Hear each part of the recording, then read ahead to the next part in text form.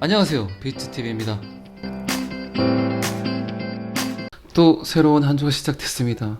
제가 주말에 좀 빠졌다가 월요일부터 좀 상승을 보이지 않을까라고 이야기를 드렸는데, 제가 지금 영상 찍는 시간이 일요일이기 때문에 내일 일은 어떻게 될지 모르겠죠. 어쨌든 더 이상의 하락은 없이 그나마 28,800불을 계속 버티고 있는데, 어떻게 될런지는 더 지켜보셔야 되겠죠. 벤처캐피탈 투자자이자 억만장자인 팀 드라이퍼는 비트코인 가격이 올 연말 그리고 내년 초까지 25만 달러에 도달할 거라고 이야기를 합니다. 자, 여기서부터는 구독자분들에게만 노출이 되는 영상입니다. 구독, 좋아요 좀 눌러주시고요. 그런데 이 양반이 말하는 추론이 재밌어요. 전혀 지금 세계 경제에 관한 이야기는 하지 않고, 러시아 우크라이나 사태 같은 건 신경 쓰지 않고, 규제에 관한 이야기도 없고, 아주 단순한 원리로 비트코인이 25만 불까지 갈 수 있을 거라고 이야기를 합니다. 그런데 제가 지금까지 비트코인을 봐온 바로는 별 다른 이유 없이 상승을 했고, 상승할 때는 별로 이유가 따로 없더라고요. 왜 상승하는지 몰랐을 때가 오히려 더 많았던 것 같아요. 그런데 떨어질 때는 분명히 이유들이 있습니다. 떨어질 때는 어디서 그렇게 악재들이 쏟아지는지 전 세계 방방 곳곳에서 비트코인을 못 잡아먹어 안달인 것 같이 악재들이 쏟아지더라고요. 이게 그러니까 차트도 사이클이지만 가격이 오르고 그리고 악재 뉴스들이 쏟아지면서 가격이 하락하는 것 또한 하나의 사이클이 아닌가 싶습니다. 제가 말씀드린 대로 지금 이 영상을 들을 때쯤에는 약간 시그널들이 보여야 되는데, 어쨌든 떨어질 만큼 떨어지지 않았을까요? 이제 상승할 수 있는 여력들이 조금씩 모아지는 것 같습니다. 그리고 제가 뉴스를 보니까 루나 사태에 관해서 이제 수사를 하겠다고 하더라고요. 그런데 한 가지 의문인 게 정말 궁금하거든요. 누가 수사를 할까요? 수사를 할 만한 역량들이 있을까요? 암호화폐 쪽에서는 최고의 전문가를 누가 수사를 할까요? 이론적으로 아는 사람들이 수사를 하는 건 의미가 없죠. 근데 권도영 대표 같은 경우는 실전과 그리고 기술적인 문제까지, 거의 올림픽 대표잖아요. 그것도 감독 겸 선수인 이 권도영 대표를 누가 옳고 그름을 판단할 수 있을까요? 우리나라에서 그게 가능할까요? 저는 루나를 수사한다는 그 자체가 코미디죠, 코미디. 저는 그렇게 생각을 해요. 제가 우리나라 수사권을 조롱하는 건 절대 아니에요.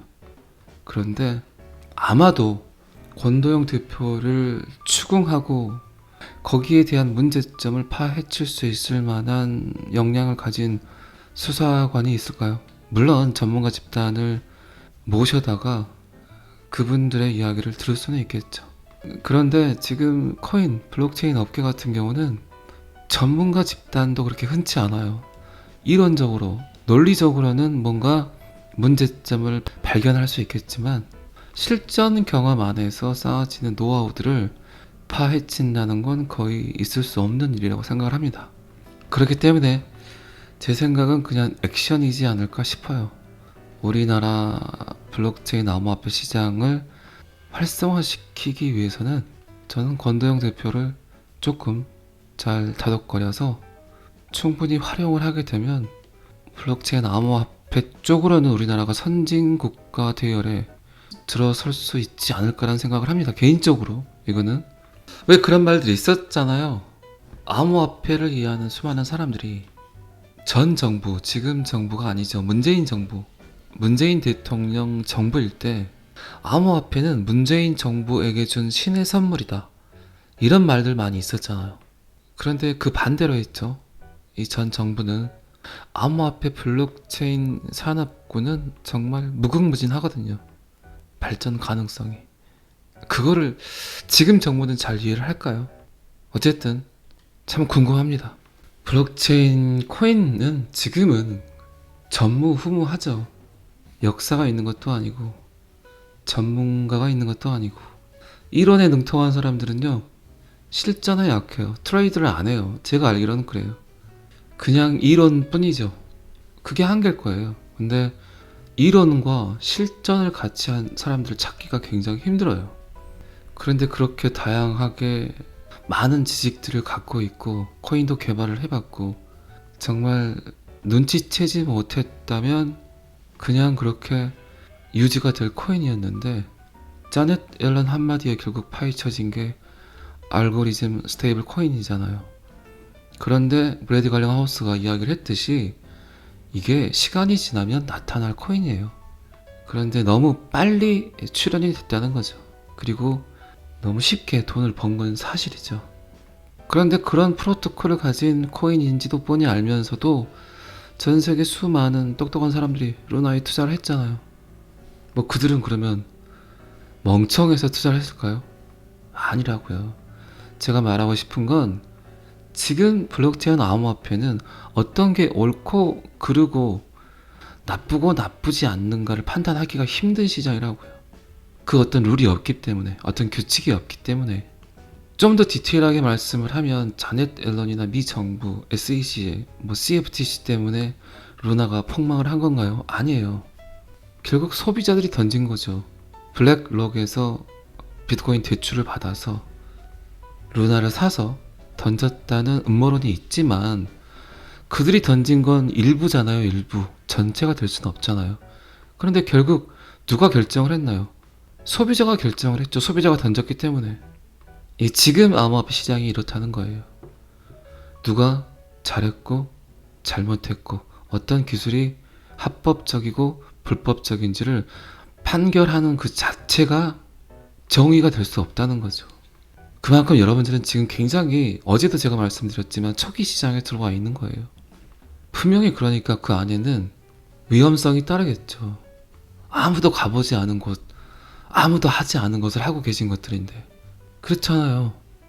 그런데 여러분들은 내가 끝물 아닌가, 끝 아닌가? 끝일 수도 있어요. 이게 사라질 수도 있다니까요. 빵원 될 수도 있죠. 시작도 하지 않았기 때문에 빵원 될 수도 있다니까요. 그런데 이제 시작하려고 하잖아요. 그러니까 초기 시장이라는 이야기를 하는 거예요. 위험성을 갖고 있지만 그 안에, 그 속에 결국 대반전이 있을 수도 있다는 거죠. 지금 같은 시장 경기에서 뭘 해야 될까요? 사업을 하시는 분들은 어쨌든 플랫폼 기업들에게 다 침식당하고 일반 노동자들 같은 경우는 너무나 많이 노동력이 혹사당하고 직장 다니시는 분들은 어쩔 수 없이 다니는 거고 부동산 경기도 그렇고 주식도 그렇고 딱 까놓고 말하면 딱히 내 인생의 이벤트가 될 수 있는 그런 품목들이 없다는 거죠. 열심히 일해서 성실하게 돈 모아서 잘 사는 시대는 이미 사라진 지 오래라는 거죠. 죽이 되든 밥이 되든 어쨌든 제 영상을 듣고 암호화폐 시장에 뛰어드셨다면 기다리세요. 조금 더 인내하시고 어떻게 사자마자 오르는 자산군이 어디 있겠습니까? 아직 아무것도 밝혀지지 않는 이 암호화폐 시장에서 비트코인이 뭔지도 모르고 블록체인이 뭔지도 모르고 다들 투자하셨잖아요. 그러면서 지금 조금씩 알아가시는 거고 그런데 너무나 이런 일들을 4년 전에 5년 전에 10년 전에 예견했던 사람들 말대로 세상이 지금 움직여지고 있잖아요. 이제 암호화폐가 주류가 돼가고 있잖아요. 블록체인이 세상을 바꾸는 게 아니에요. 세상을 바꾸는 건 블록체인을 구동시키는 이 암호화폐가 결국 세상을 바꾸게 돼 있어요. 제가 한 달 전에 이야기 드린 내용 같지만 내 인생의 가장 젊은 날은 오늘이고 경기는 오늘이 제일 좋아요. 오늘보다 더 좋았던 적은 어제겠죠.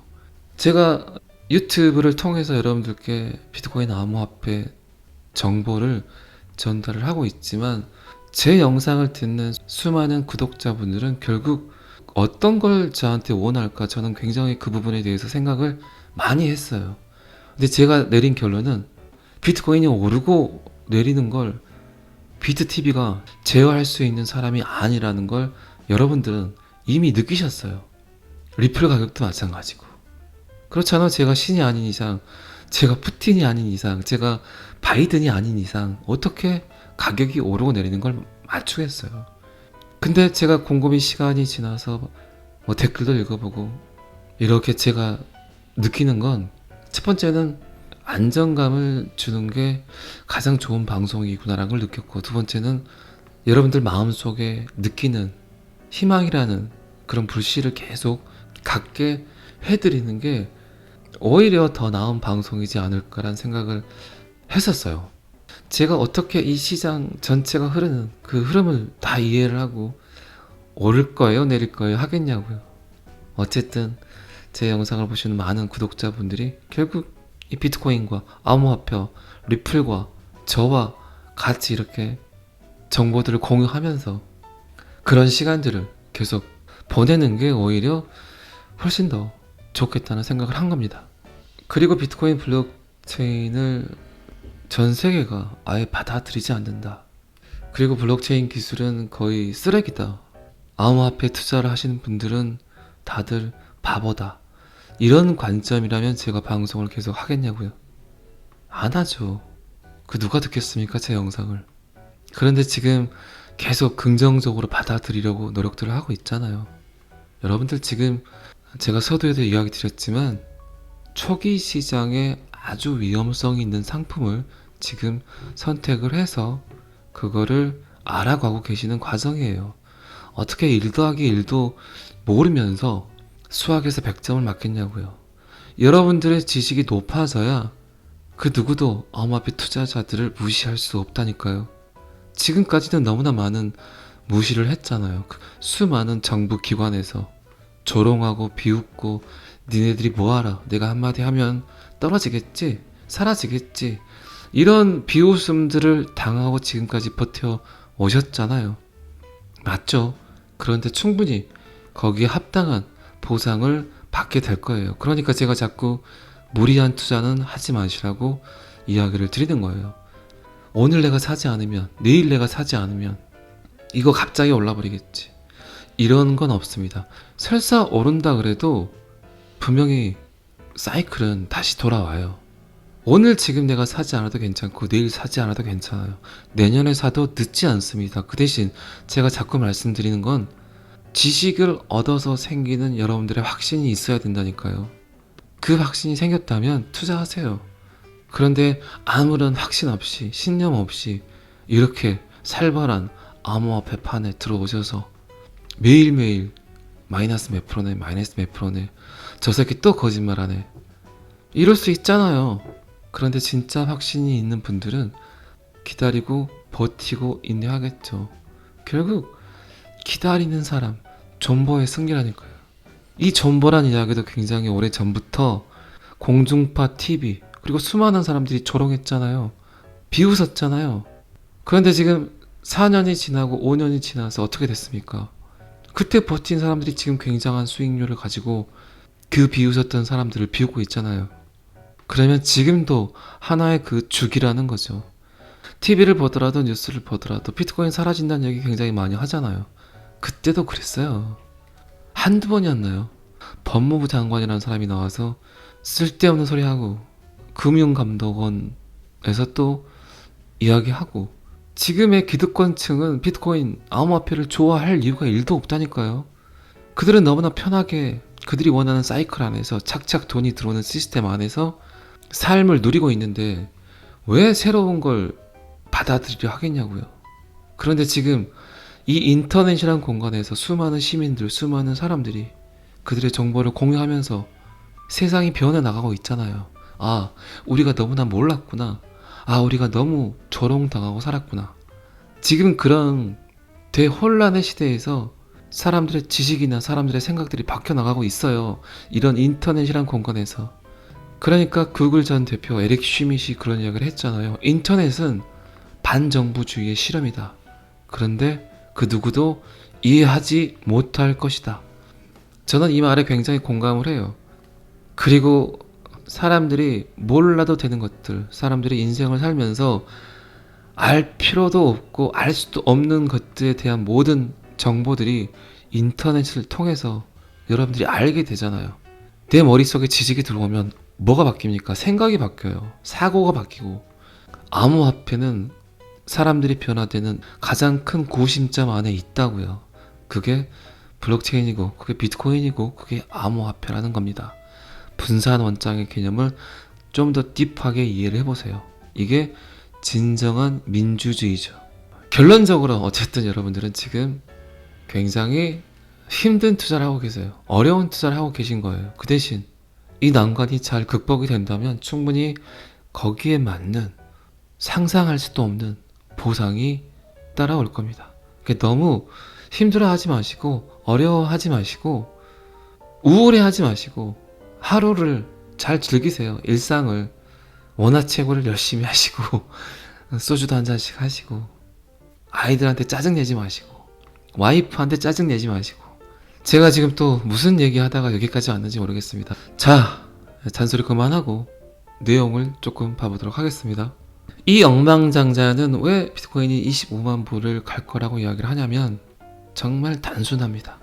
저도 이 글을 읽고 공감을 많이 했어요. 단순하지만 결국 어떤 이론이든 단순함 안에 정답이 있지 않을까요? 25만 불이 갈 수 있는 이유는 여성들이 비트코인을 사용할 거라고 이야기를 합니다.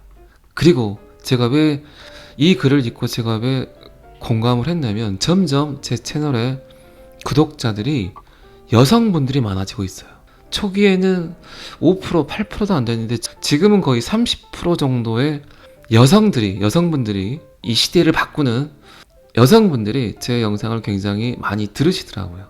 그만큼 암호화폐 관심이 남성분 쪽에서 여성분 쪽으로 많이 전환이 되고 있다고 판단을 하거나 아니면 암호화폐를 알아보려는 사람들의 숫자가 점점 늘어나는데 그 숫자 중에 여성분들이 점점 더 늘어난다고 판단할 수 있겠죠. 정확히 언제인지는 저도 잘 모르겠는데 어쨌든 비트코인 보유자 14명 중에 1명이 여성분이었는데 지금은 6분의 1이 여성분이라고 합니다. 비율이 점점 높아지고 있다는 거죠. 그리고 이 추세대로 간다면 가까운 시일 내에 1대1의 수준이 될 수도 있겠죠. 남성과 여성분의 비트코인 암호화폐 투자자 비율이. 그리고 정말 수많은 가정에서도 그렇겠지만 여성분의 돈을 쓰는 소비를 하는 이 목소리가 더 크잖아요. 여성이 소매 지출의 80%를 통제한다는 거죠. 그리고 만약에 비트코인이 상승을 꾸준하게 해준다면 여성분들이 오히려 신용카드를 사용하는 것보다 비트코인을 사용하는 게 훨씬 더 현명하다고 생각을 한다는 거죠. 단순하게 이런 이야기죠. 이자를 많이 주지 않은 은행에 놔두는 돈들을 오히려 비트코인에 투자를 하게 되면 여성분들이 소비하는 비용을 충분히 커버할 수 있는 그런 2%의 소득이 생길 수 있다는 겁니다. 움직이는 돈에 돈을 넣을 거니 아니면 그대로 있는 곳에 그대로 머물게 하면서 나의 통장 잔고가 작아지는 걸 볼 거니 이 차이겠죠. 자, 이런 생각들을 수많은 여성분들이 한다는 거죠. 그리고 비트코인 지갑을 갖게 되고 여성분들이 시장에 많이 진입을 함으로써 비트코인 가격이 25만 불까지도 갈 수 있다는 이 데이터를 내놓습니다. 그런데 굉장히 단순한 원리지만 여러분들 주위에 잘 봐보세요. 요새 경제권은 거의 여성분들이 쥐고 있죠. 그리고 제가 말씀드렸지만 NFT가 엄청나게 많은 일을 할 거다. NFT가 수많은 산업군에서 쓰이게 될 거다. 그렇기 때문에 지금까지는 어쩌면 개인 소비자들이 NFT를 많이 활용을 해서 NFT에 참여를 했지만 이제 기업에서 굉장히 많이 참여를 하게 될 겁니다.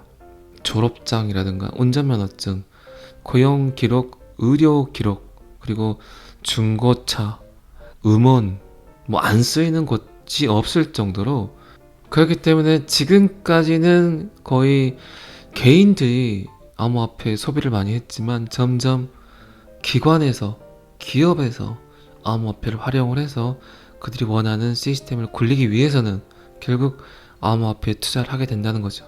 자, 이 기사는 여기까지만 보시고요. 제가 요새 인양반 이야기를 굉장히 많이 했는데 오늘 뉴투데이 기사에 데이빗 슈얼츠 리플의 CTO 기술 총괄 책임이 기사가 떴습니다. 이제 리플 이야기 할 게 없으니까 별 기사가 다 뜨네요. 리플 CTO 데이빗 슈얼츠에게 수많은 사람들이 이런 질문을 한답니다. 리플에 취직하기 위해서 얼마나 많은 암호화폐가 필요한지. 그런데 데이빗 슈얼츠는 그 어떤 코인도 홀드하지 않아도 된다고 했답니다. 그리고 블록체인을 몰라도 되고 암호화폐를 몰라도 된다고 이야기를 합니다. 그런데 리플에 취직을 하기 위해선 요거 하나가 필요하다고 하네요. 새로운 기술을 빠르게 습득하고 끊임없이 새로운 것을 배워야 되는 능력. 이 능력만 있다면 리플에서 일을 할 수 있다라고 이야기를 했습니다. 참 생긴 것도 약간 똘끼 있게 생겼는데 말은 또 되게 멋있게 하네요. 인양반들은 그 많은 돈이 있으면서 왜 저렇게 직장에서 일을 할까요? 세상을 바꾸는 사람들은 분명히 그 안에 신념들이 있는 것 같아요. 일반적인 사람들과는 좀 다른 생각들을 항상 하고 있는 것 같습니다. 그래서 지금 리플에서 약간 홍보 영상을 하나 올린 것 같은데 잠깐 봐볼까요? One question that I hear sometimes is how much cryptocurrency knowledge do you have to be an engineer at Ripple? And the answer is zero. That adaptability, that willingness to learn new things is much more important than any other specific space knowledge. The promise is solved and 방금 제가 살짝 들은 것 같은데 데이비스 숄츠가 코인은 없어도 된다 이렇게 말을 하는 것 같습니다. 제가 서두에 너무 말을 길게 해서 영상이 또 너무 길어지면 여러분들 지루하시잖아요. 지겹고 오르지도 않는데. 그렇기 때문에 오늘은 여기까지 하겠습니다. 구독과 좋아요는 항상 저를 힘나게 합니다. 감사합니다. 비트TV였습니다.